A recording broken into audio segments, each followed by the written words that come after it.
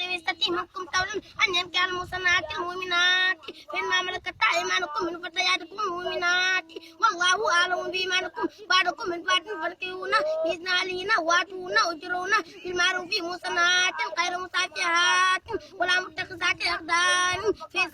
فإن أتينا بفاحشة فعليهن نصف ما على المحصنات من العذاب ذلك لمن خشي العنة منكم وأن تصبروا خير لكم والله غفور رحيم يريد الله ليبين لكم ويهديكم سنن الذين من قبلكم ويتوب الله عليكم والله غفور رحيم والله يريد أن يتوب عليكم ويريد الذين يتبعون الشهوات أن تميلوا ميلا عظيما يريد الله أن يخفف عنكم وخلق الإنسان ضعيفا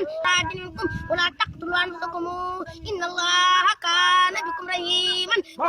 ala sadalam yuqimatulan tukatulolan nukatilalan tartabolan taktubolan nabudong kagalay khawun tagalay ijala tagalay nimu tagalay tukusi tonga jigen tawlo nga jigen tadulu ñaari jigen ndogu allah takuna fina tum famu wasamu sumata walaw tundogu allah takulu mimma subhanallahi chanam Allah tashriku bihi shay'an wa bil walidayni ihsan chanam Allah tashika isamartuka talaraf Allah yajidu ma yanfukuna sabaran Allah ya'lamu hududa ma anzalallahu sabaran Allah ta'budu illa Allah innani lakum minhu nasirun wa basirun jawdu Allah natawakkal ala Allah Ibrahim Allah takuna ma sajidin jayjir Allah tarakusi min dunya wakila jaysai Allah tukalim nas salasalain sawiya jawrem sawiya ngamarem sariya ngamarem saqiya jamarem Allah tukalim nas salasalain sawiya jamarem Allah tasini qad ja'ala rabbuki ta'ata sariya jamarem Allah kuna bidu'ai rabbi saqiya jamarem Allah yakunu mu'minina tusurai Allah yajidu lillahi allazi yukhrijul khaba'ith fis samawati wal ardi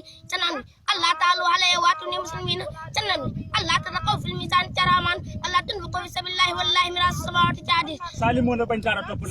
bantara topulay salimuna sumafona salimuna wasaqna salimuna walillahi salimuna fakulu salimuna khalisu salimuna umatitum salimuna fandina sumafona ngalan wasaqna ngalan walillahi ngagalay fakulu nganali khalisu mu'min umatitum qasas fandina wan kabul woni fal salika duwan usulman fazawwanu li naran wa kana salika alallahi siyan intataniwu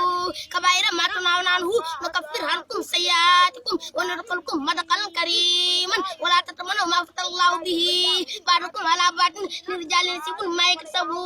wal nisa'i sibun ma yaksabna was'alullaha min fadlihi innallaha kana bikulli shay'in aliman wa likullin ja'alna mawaliyan mimma tarakal walidani wal aqrabuna wal ladzina haqadat aymanukum fatum nasibuhum innallaha